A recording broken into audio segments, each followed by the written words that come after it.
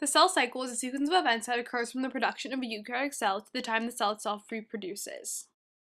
There are three parts in the cell cycle. There's the G1 phase, S phase, and G2 phase. In the G1 phase, it's recovery from the previous division. Cell doubles its organelles and accumulates raw materials for DNA synthesis. The S phase is a DNA replication, and chromosomes enter one chromatide each, and chromosomes leave two identical chromatides. In the G2 phase, it's between the DNA replication and onset of mitosis. Cell synthesizes proteins necessary for division. This is interphase. Most of the cell cycle is spent in interphase, about 90%. There's three phases, G1, the S phase, and G2, which I previously explained in the previous illustration. To recap, the G1 phase is a recovery from previous division.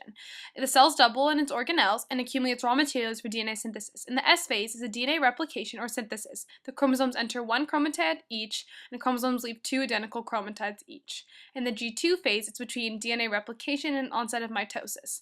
The cell synthesizes proteins necessary for division in the interphase. In interphase, there are two centrioles, about two pairs, chromatin, the nucleolus, the nuclear envelope, and the plasma membrane.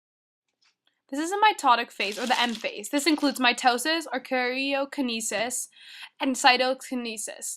In karyokinesis, or mitosis, there's a nuclear division, and the daughter chromosomes distributed to the two daughter nuclei. In cytokinesis, the cytoplasm is divided and results in two genetically identical daughter cells. There are four parts of mitosis: prophase, metaphase, anaphase, and telophase, and they're all the division of chromosomes. This is prophase. It's when the chromatin or DNA is condensed into chromosomes. The nucleus and the nucleolus eventually disappears.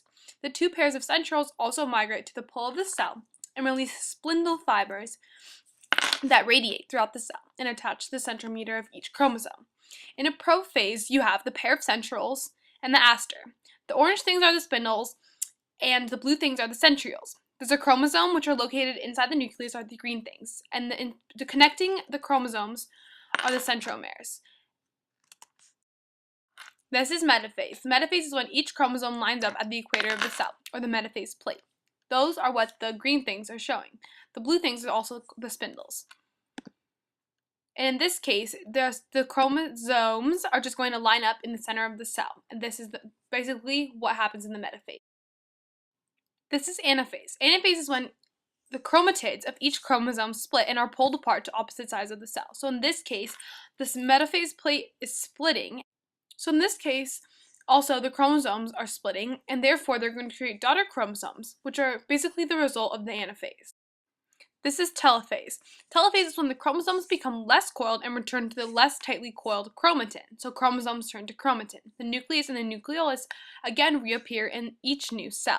And the spindle fibers disappear, so therefore there are barely any orange dots left, and there are now more chromosomes that are now chromatids in the nucleus. Cytokinesis, which is part of the whole mitotic phase, is when cell and the cytoplasm divide, either by a cleavage furrow, which is the crease between both of the new cells, and the cleavage furrow in animal cell or a cell plate in plant cells. So therefore, it happens in both animal and plant cells, basically in eukaryotic cells.